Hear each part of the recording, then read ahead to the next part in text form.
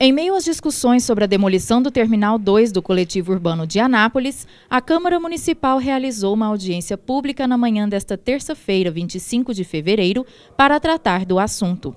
A propositura partiu do vereador Paulo de Lima, do PDT. Ele afirmou que o objetivo da audiência pública foi ouvir a população que, segundo ele, será prejudicada com a ação. É um debate, porque até hoje ainda a população não foi ouvida nesse debate da demolição do Terminal 2, né, ou seja, o Terminal Urbano de Anápolis.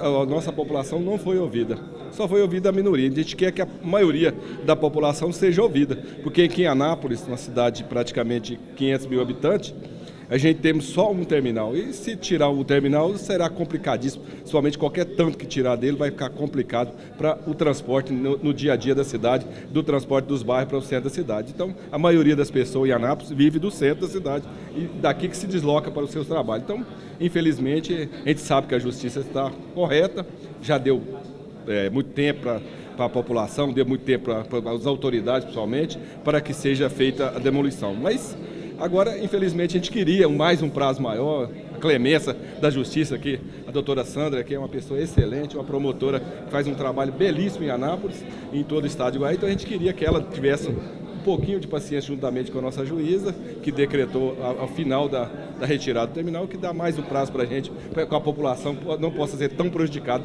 e o nosso comércio também, em geral, no centro da cidade. Vereador, o senhor é contra ou a favor da demolição? Sou contra, totalmente contra, porque a população será praticamente prejudicada e muito, né, com a demolição daquele local, aquele prédio ali. A gente sabe que o nosso prédio da ferrovia vai continuar da mesma forma, tirando ou não tirando, ele não vai ser demolido, ele vai ficar lá para sempre. Então a gente queria que a população comparecesse aqui hoje nessa audiência pública, para a gente ouvir o povo. É importante que a gente possa ouvir o povo.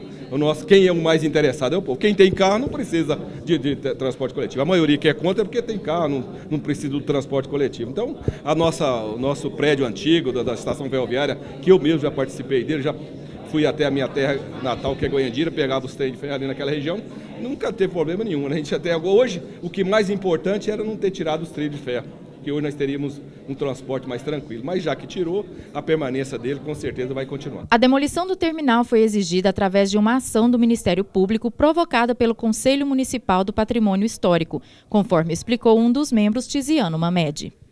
O Conselho Municipal, né, ele foi criado por lei em 2012, e só em 2007 que ele entrou de fato em funcionamento. No contexto do centenário da cidade, né? E em 2008 foi o Conselho que propôs uma ação contra a TCA, né, e a Prefeitura para fazer a demolição da parte do terminal por conta da Estação Ferroviária Prefeito José Fernandes Valente, né, por ser um patrimônio histórico defendido por lei e por isso não pode ser tampada a sua visibilidade. Quais os prejuízos que a fachada do terminal traz para a estação ferroviária? Porque isso o patrimônio é um direito difuso, né, assim, de todos, né, ele tem que visualizar o patrimônio histórico, né? Então, assim, aquela construção está obstruindo os transeuntes, né, as pessoas andando na Praça Americano Brasil, por exemplo, de ver o patrimônio histórico da cidade, que teve uma importância muito grande na nossa história, no sentido da consolidação da importância econômica que Anápolis tem hoje no contexto goiano. Existe uma decisão judicial definindo, então, essa retirada do terminal do lugar? Sim, aí tem essa decisão, foi dada essa decisão em 2009, em março de 2009, a primeira instância, e determinou a demolição do Terminal 2. Aí correu o direito da TCA, né, de ampla defesa, o contraditório e ampla defesa, de impetrar recurso, interpor recurso. Foi feito isso, né, e correu, e agora o prazo foi até o ano passado, em outubro do ano passado, era para estar no chão, né, a decisão era para derrubar o Terminal 2. Só que agora está na fase de execução, né, conseguiram mais prazo para começar a demolição. O vereador pastor Vilmar Silvestre lembrou que todo o processo é baseado em leis. É claro que todos nós somos contra a demolição daquilo ali, porque aquilo ali soma e traz um benefício muito grande para a população. Mas nós não podemos, senhor presidente, é necessário que se fale isso aqui hoje, é que existem leis, e a lei precisa ser cumprida. Então eu acredito que o negócio é mais sério do que nós imaginamos. Não é apenas discutir, existe lei. Então eu sou radicalmente contra, mas por outro lado também não podemos fazer de cego e esquecer que existe uma lei que obriga a demolição. São dois pontos diferentes. Sou totalmente contra, mas também não podemos descartar, tirar fora, o nosso contra não anula a lei que existe. Então deixa aqui a minha palavra de eu sou contra, mas também a preocupação de que existe uma lei e a lei precisa ser cumprida uma hora determinada. Miriam Garcia sugeriu aos pares a elaboração de um documento a ser enviado ao Ministério Público, pedindo um prazo maior para a retirada do terminal. Nós estamos trabalhando, nós estamos discutindo em cima de uma sentença de segundo grau, ou seja, teve a sentença de primeiro grau no nosso município, teve a sentença no Tribunal de Justiça, teve um acordo, nós estamos correndo atrás de um atraso. E nós estamos discutindo em cima de um tempo pequeno. Por que pequeno? Porque quando nós tivermos o resultado da licitação do transporte urbano para mais, eu acho que para mais 20 anos, para mais 15 anos, vai haver uma modificação geral. O edital modifica todas as coisas. Dá aquele tempo, a passagem vai ter o seu tempo, vai modificar muito todas as formas de transporte no nosso município. Então, na verdade, o que nós queremos, eu acredito que nós, o presidente de bairro, a população queremos, é que a gente tenha peso maior de adequação desse problema até que a licitação seja definida, até que uma nova empresa ou a mesma empresa, mas sobre uma nova direção, sobre uma nova forma de linha, possa fazer o transporte, porque aí compensa para a empresa investir para ficar 15 anos, compensa investir nas modificações necessárias. Nós não queremos de forma alguma, eu respeito muito, eu acho que muita coisa tem sido falada errado a respeito das ações da promotora. A doutora Sandra Mara, às vezes ela tem sido justificada em alguns fatos, que existe uma sentença do Tribunal de Justiça, mas eu acho que essa casa, no final dessa audiência, ela tem que sair com uma ata. E essa ata nós podemos eleger representantes e levar ao Ministério Público. Porque nós vamos falar do ponto de vista dos usuários do transporte. Porque naquele momento, se houver uma demolição, vai ter um problema muito sério para quem usa o transporte. E igual o vereador mesmo falou, nós representamos a população da Molina. E essa população, a grande maioria da população, ela utiliza o ônibus como seu transporte, seja para o trabalho, seja para a escola. Então nós temos que sair daqui, quando eu falo em ata, eu quero ver um documento da Câmara sobre audiência pública, marcar quem são as pessoas que vão entregar na mão da promotora ainda. Não vai ser uma ordem. Nós não podemos ter uma ordem da promotora, mas nós vamos passar o ponto de vista do usuário do ônibus, da população no geral. Então, eu acho que seria importante eu sair que um documento daqui seja elegido, né? Eu acho que de 5 a 6 pessoas, vereador Paulo, 5 a 6 pessoas para representar a entrega dessa documentação. Eu acho que isso vai engrandecer até o Ministério Público, fazer uma ponderação, como tem feito uma ponderação, onde foi afirmado que estão aguardando o cronograma de obras de modificação no dia 24 de março. Então, nós temos que entregar essa documentação com certeza antes do dia 24 de março. Aquele que pega ônibus, hoje no Brasil, é sacrificado. Não é que seja sacrificado na nossa cidade só. Ele é sacrificado no geral. Então, nós temos que viabilizar isso. As ruas, as grandes avenidas, estão tendo que fazer linhas próprias de ônibus, Alegre, que é o presidente do CFDT, linhas exclusivas de ônibus para o transporte mais rápido. Mas se você vai ter um transporte mais rápido, você vai ter que ter uma intercalação mais rápida também, ou seja, uma união desse terminal, uma união de linhas também mais rápida. Então é difícil o modelo de você diminuir. É difícil você diminuir estruturas de 3, 4 lá, é difícil você diminuir. Você vai ter um problema dos comerciantes que lá trabalham, que ganham a sua vida lá, que tem que se adequar às novas mudanças. nós temos também a licitação que está em andamento, que a qualquer momento muda toda essa configuração. Eu acho que até julho, a licitação já foi feita, vereador Paulo. Então vai mudar toda a configuração, porque a licitação ela vai ser cumprida sim no edital. Então, de repente, você diz, eu vou gastar 3, 4, 10 milhões para me adequar, e em 5 meses eu vou perder todo esse dinheiro, porque o edital já modificou. Então, eu acho que nós temos que aceitar essa moderação e sair daqui com um documento conforme a população deseja, conforme o desejo dos nossos conselheiros, dos nossos populares, para levarmos a promotoria. Obrigada. Para os estudantes e algumas outras pessoas que tiveram direito à palavra durante o debate, outra questão que gera transtorno na cidade é a localização do terminal urbano no centro e os constantes congestionamentos de veículos. Eles acreditam que sem o movimento dos ônibus o fluxo melhoraria.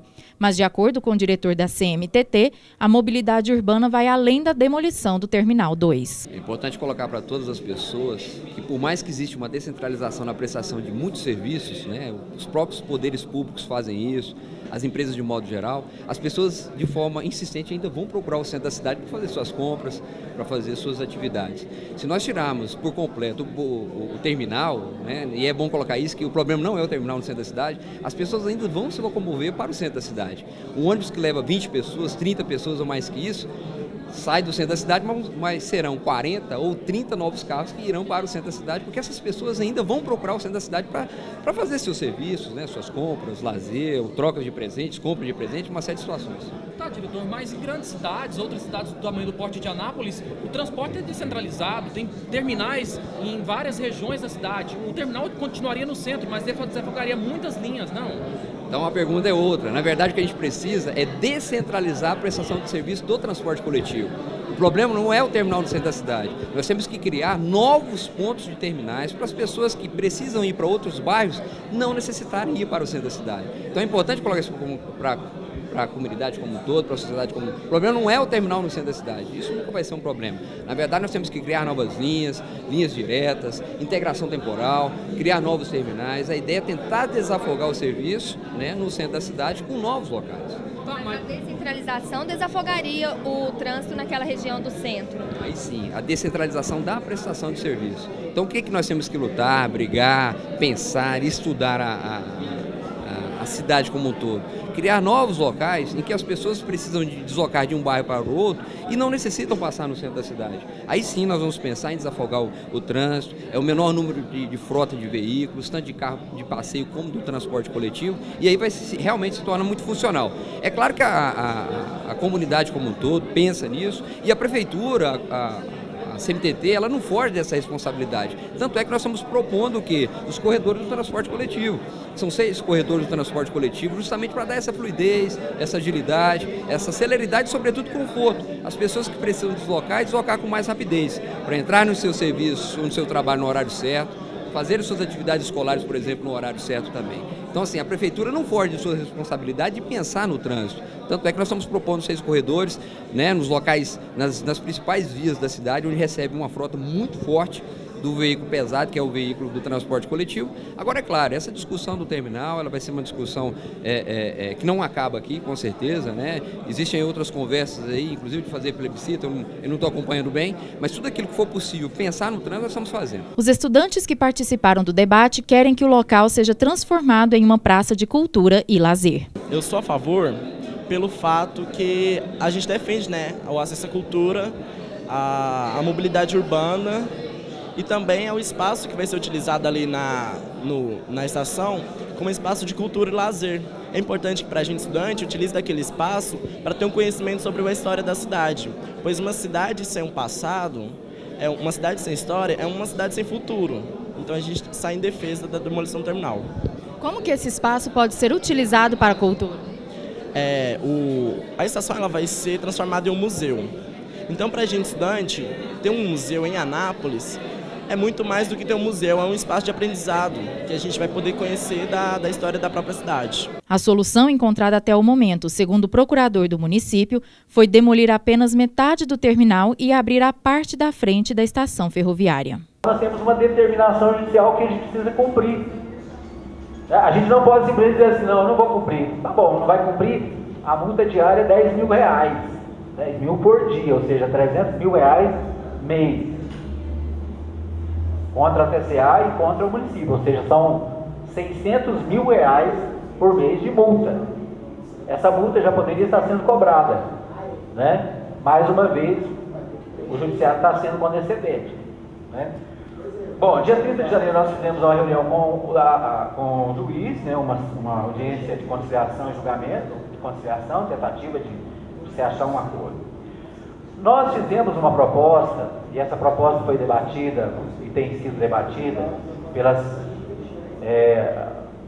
pessoas envolvidas nesse processo, que é uma proposta de atender parcialmente à decisão, né? Qual seria a proposta? Foi levada, nós já tivemos pelo menos 2 reuniões a respeito, né? Temos uma outra reunião marcada ainda para o início desse mês, e a proposta seria o quê? Retirar parte do terminal, né? Se a gente for aí no terminal, a gente vai ver que se a gente tirar 5 baias, metade do terminal vai abrir a frente da estação ferroviária, né? Essas baias seriam transferidas lá para a parte interna do terminal 1, né? A TCA inclusive já começou a fazer as baias lá do terminal 1, com essa ideia de fazer essa transposição, e com isso a gente atenderia em parte a sentença judicial, né? Nós fizemos reuniões com a parte da CNTT, que também está estudando as saídas, porque não adianta a gente ficar contra, todo mundo é contra demolir, ninguém é a favor, todo mundo é contra. Agora, nós temos uma sentença judicial que precisa ser cumprida, e aí ou a gente cumpre, ou a gente vai pagar a multa, né? Ou a gente cumpre, ou nós vamos ser penalizados. A multa é só uma penalidade, né? Está aqui o Dr. João Asmar, meu professor, que sabe que além da penalidade pecuniária, tem a questão criminal. Desatender determinação judicial é crime. Quem não atende pode ser processado criminalmente. Então não é uma coisa simples. Da gente dizer simples, não vamos atender porque não dá. Então nós temos que achar a saída. E qual é a saída? A saída é técnica. Foi colocado muito bem aqui, né, e o Alex colocou, o processo de licitação que está em andamento, ele prevê algumas soluções para esse processo. Uma das coisas, diretrizes para da nova rede de transporte coletivo. A nova rede de transporte coletivo por ônibus deve buscar suprir as falhas existentes no serviço atual, melhorando a qualidade de serviço prestado nas seguintes diretrizes. Então, a licitação já prevê que precisa melhorar, porque a gente aprendeu aqui em Anápolis que o transporte coletivo de Anápolis é o melhor do mundo, e só quem usa sabe que não é. Precisa melhorar, né? A cidade vai crescer, precisa melhorar. Se você ficar na Desembargador Jaime ali, você vai contar 32 ônibus passando na Desembargador Jaime em 15 minutos. Então isso é plausível? Isso é mobilidade urbana? É isso? Tem 2 ônibus, um carro, 2 ônibus, um carro, 2 ônibus, um carro. Então vai chegar uma hora que vai ter que ter uma solução. E nós estamos com a espada sobre nós, tipo assim, ache uma solução. Então nós fizemos uma reunião com as partes envolvidas, e aqui na própria licitação diz assim: reduzir a quantidade de linhas que passam pelo terminal central, liberando complementos implantados no terminal 2, para que este possa ser desmanchado e restaurado na estação ferroviária. Está na estação. Criar alguns serviços diametrais entre polos principais de demanda, como DAIA, faculdades, região hospitalar e os bairros mais populosos. Ou seja, a licitação está dando a direção que precisa ser feita. É preciso que tenha linhas que não passem pelo terminal. Ah, mas vai terminar a integração? Não vai terminar a integração. A licitação está prevendo que vai ter integração mesmo que o ônibus não vá no terminal. Qual é a nossa proposta? O que nós estamos propondo para a comissão, para os envolvidos? Vamos adiantar algumas coisas que estão na licitação. Por exemplo, por que nós não podemos ter essas linhas diretas, especiais, antes de terminar a licitação? Alguém diz para mim: não, mas é porque agora tem que fazer um novo estudo. Então vamos fazer um estudo, mas tem que ser para ontem, né? Então nós temos que achar uma solução. E aí o município não tem alternativa. Nós somos o poder executivo e lá está o poder judiciário com a sentença na mão.